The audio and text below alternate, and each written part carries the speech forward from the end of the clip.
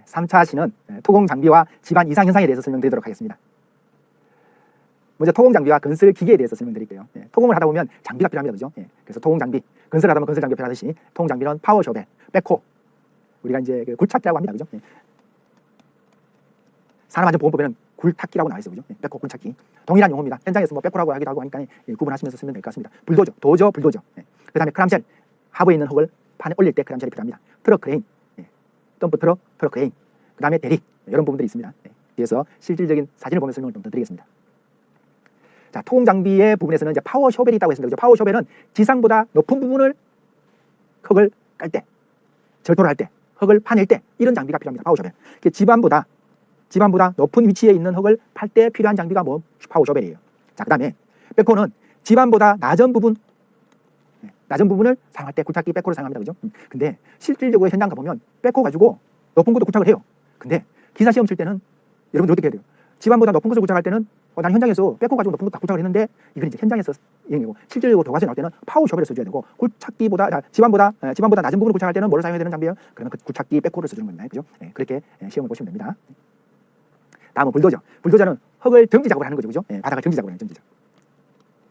앞에 불도저에 삼날이 있어가지고 흙을 잔뜩 밀고 가면서 낮은 부분, 높은 부분은 깎고 낮은 부분은 채우고 이런 부분을 이 불도저로 미는 거예요. 이 불도저의 이 아랫부분은 뭐예요? 아랫부분은 무광궤도예요. 무광궤도 타입은 타이어보다는 오히려 진흙이라든가 연약한 점토질에 안전하게 밀 수 있고 동력을 많이 받을 수 있고 그 다음에 빠지는 염려가 적은 거죠. 그죠?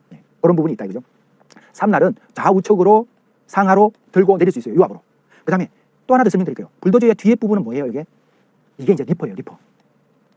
리퍼는 리핑암이 뭐예요? 풍암을 리핑암을 해요. 리핑암을 끌어가지고 제거를 한다 해가지고 리퍼예요. 이 리퍼를 땅에다 놓고 도자로 밀고 가다 보면 풍암이 결 따라가지고 축축 일어나요. 풍암을 끌어낼 때 사용하는 장비로 리퍼가 있어요. 그렇죠? 그래서 불도저는 앞에 삼날과 무한궤도 그 다음에 뒤쪽에 있는 리퍼가 있다. 요거 기억하시면 좋을 것 같아요.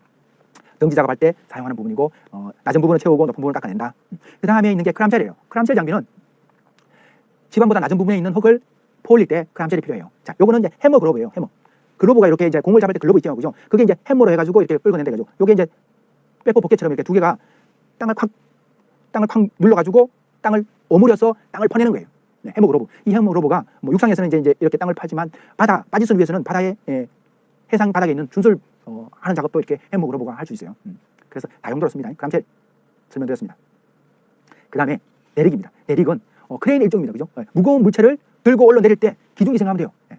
마스터가 있고 붐이 있고 레그가 있어요. 그리고 와이어가 있어요. 와이어가. 그래서 엔진 동력을 인해가지고 무거운 물체를 쭉 들어 올리는 거예요. 그래서 해상 장비에도 많이 쓰지만 육상 컨테이너 부두에도 이런 물건들을 많이 써요. 그래서 대릭이 있다. 그 다음에 토공 장비에는 덤프 트럭, 토사를 운반하는 장비죠. 그죠? 사토를 할 때, 승토를 할 때 흙을 운반하는 장비, 덤프 트럭. 그 다음에 덤프 트럭에 흙을 상차하기 위해서 필요한 굴착기, 백호. 굴착기와 덤프 트럭의 조화를 이루는 그런 작업이 되겠네요.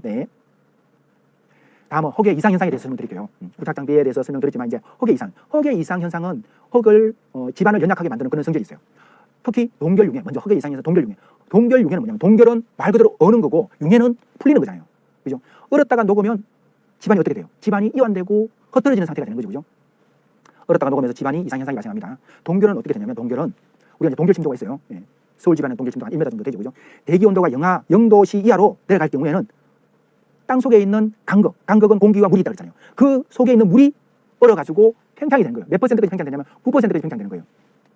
물이 얼을 때 9% 정도, 10% 같으면 엄청난 퍼센트인데 9%가 좀 작아 보이나요? 9%도 실질적으로 많이 부풀어요. 이만큼 부푸는 거예요. 그러니까 땅이 부풀면서 땅이 쑥 올라오는 거예요. 그러면서 다시 융해가 되면 녹으면 기온이 상승하면서 녹으면 땅이 다시 쑥 올라왔다가 쑥 내려가죠. 그죠?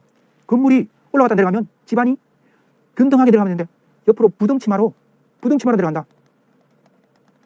건물이 기울어지는 거죠. 이렇게 되는 현상이 동결융해 집안 이상 현상이 발생하는 겁니다. 그래서 집안도 얼고 녹으면 안 된다. 그죠? 자, 흙의 동결융해 발생 원인 및 방지 대책 설명을 드리겠습니다.